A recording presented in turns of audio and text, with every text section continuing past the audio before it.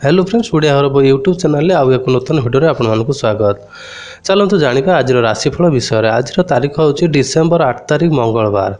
चलतु प्रथम जाना मेष राशि विषय में। मेष राशि व्यक्ति विशेष मानी आज दिनटी आपण उन्नत चिंताधारा और सहयोगी मनोभाव सामाजिक जीवन को सुमधुर कर। आज यात्रा वाणिज्य व्यवसाय परिवहन संतोषजनक रत्मीय मैंने असुविधा पकड़ा चेष्टा करपारती। दूर यात्रा प्रस्तुतिर समस्या देखा दे पारे।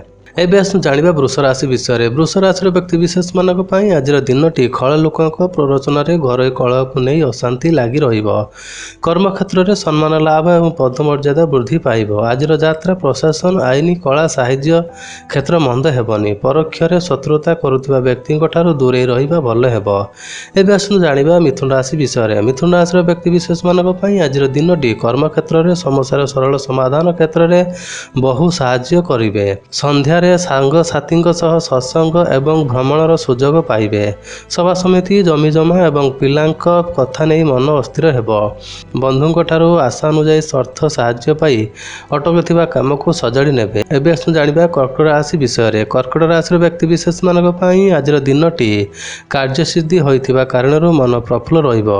बहु दिनरू सहयोग सुख सम्मान पाई खुशी हेबे। आलोचनार क्षेत्र में बंधुंक आचरण मनरे संदेह सृष्टि करिबो।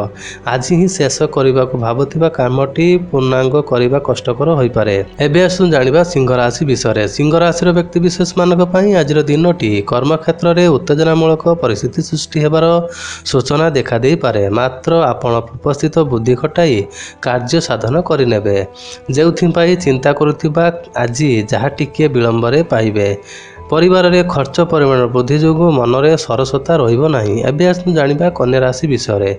कन्या राशि व्यक्ति विशेष मानक पई आज दिनटी कर्म क्षेत्र में उच्च वर्गर प्रतिष्ठित व्यक्ति साहाय्य लाभ करने फल लोकों संपर्क बढ़िबो एवं प्रशंसित मध्य हेबे।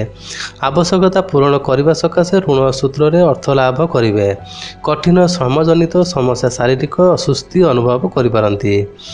एबे आसु जानिबा तुला राशि विषय में। तुला राशि व्यक्ति विशेष मानक पई आज दिनटी जहाँ पाउछंती सेतिकरे संतुष्ट रहिबा भल। निज लोक माने ईर्षापरायण होई परिस्थिति को भिन्न रूप दे पारंती। स्वाति नक्षत्र पूर्व स्थिरकृत योजना को वास्तव रूप देबारे सफल हेबे। आजिर यात्रा शुभप्रद हेबो। छोट छोट काम हाथ को नेले द्वंद्वरे पड़ी पारंती। एबे आसु जानिबा बिछा राशि विषय में। बिछा राशि व्यक्ति विशेष मानक पई आज दिनटी आज ज्येष्ठ नक्षत्र जहाँ भाबुतिले काम करिबा को ताहा उलटा होइजिब। विवादीय परिस्थिति दृढ़ मुकाबिला करी सफलता हासिल करिवे। व्यवसाय को आगो को बढ़ाइबा पई पदक्षेप ग्रहण करि पारंती। कला साहित्य क्रीड़ा चलचित्र आदि रे समस्या समाधान होइजिब। एबे आसु जानिबा धनुराशि विषय में। धनुराशि व्यक्ति विशेष मानक पई आज दिनटी नूतन कर्म आरंभ रे प्रथमे संकट रे सम्मुखीन हेबे। बंधु मानक ऊपर पूर्ण विश्वास करी हैरान रे पड़ी पारंती। वैवाहिक कर्म सकाशे नूतन बंधु प्रस्ताव स्थिरकृत हेबो। निर्माण तथा उन्नयनमूलक काम बाधा प्राप्त हो पारे।